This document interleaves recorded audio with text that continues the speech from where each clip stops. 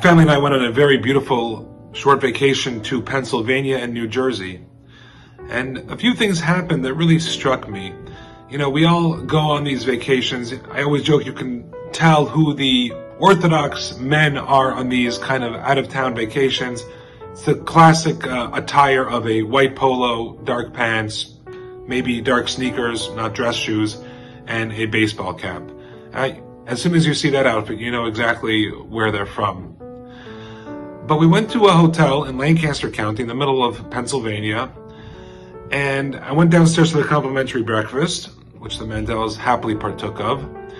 And as soon as she saw me with my kippah on, the woman working in the kitchen said, "Oh, don't worry, all of these items are kosher, and we didn't put them in their oven." And this woman was not Jewish, I guarantee it. And I said, "Oh, really? Do you mind if I see the packaging?" And she said, Sure. I get this request once in a while, especially in the summer, because a lot of you come and tour the area. She brought me into the kitchen. She showed me the box. She pointed to the OU. She pointed to the Star K. She knew all of them. I said, "Thank you so much." And we were able to have a very nice breakfast. A lot of the stuff was packaged and put out and kosher, and we had a wonderful time. Also, when I went to an amusement park nearby, there was a huge camp, one of the local Chabad camps. It was like 400 boys, white shirt, black pants, tzitzis out, and a baseball cap because it was quite sunny, going on the rides. And I thought it was so beautiful that here we are, we're able to practice our religion in a very free way. And there's nothing to be ashamed of. You know, in the past, when Jews would be traveling, even in America, in Canada, in the early part of this previous century, there was hesitation, there was nervousness. You had to really perhaps hide your religion.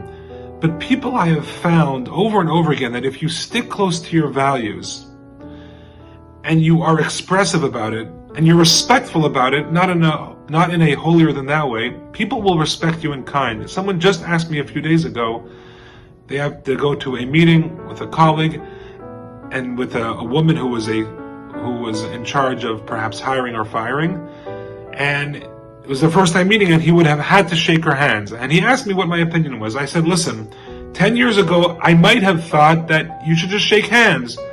But nowadays, everyone is very nervous about offending anyone. That's a different story.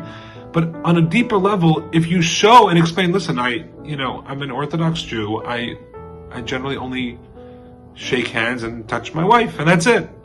People will respect that. And I've said this before, and it's not comfortable to say. I'm not going to say it's the easiest thing to say, but as soon as you say it, people will say, oh, sure, of course, I respect that a lot. And then that ends up getting into perhaps even a conversation about the value of marriage and relationships, which has happened to me a few times.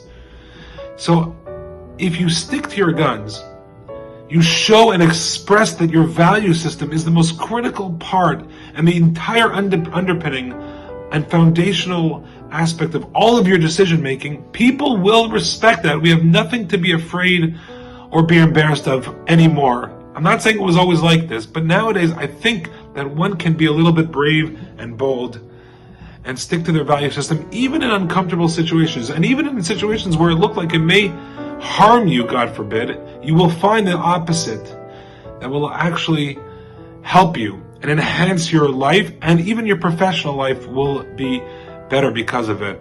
And the Torah says, the Almighty says, "I am giving before you blessing and curse, life and death." Your value system is not just a blessing or it could be a curse, but it is your very life. It's your lifeblood, and if you live by it in all areas, in the workplace, at home, in the street, in the store, even in uncomfortable situations, or in situations that look awkward because the rest of the world does something else normatively, you will find great blessing. You will find the life itself. Shabbat Shalom, and as we encourage and we encounter the month of Elul starting tonight and continuing tomorrow and on Sunday, the holy month of Elul leading up to Rosh Hashanah, this is the perfect time to get involved and invested in our value system, to relearn it, to rekindle our association and love of it all over again, so that we can truly declare the Almighty, the King of the world, with all of His glory, in truth and with faithfulness on Rosh Hashanah. Shabbat Shalom.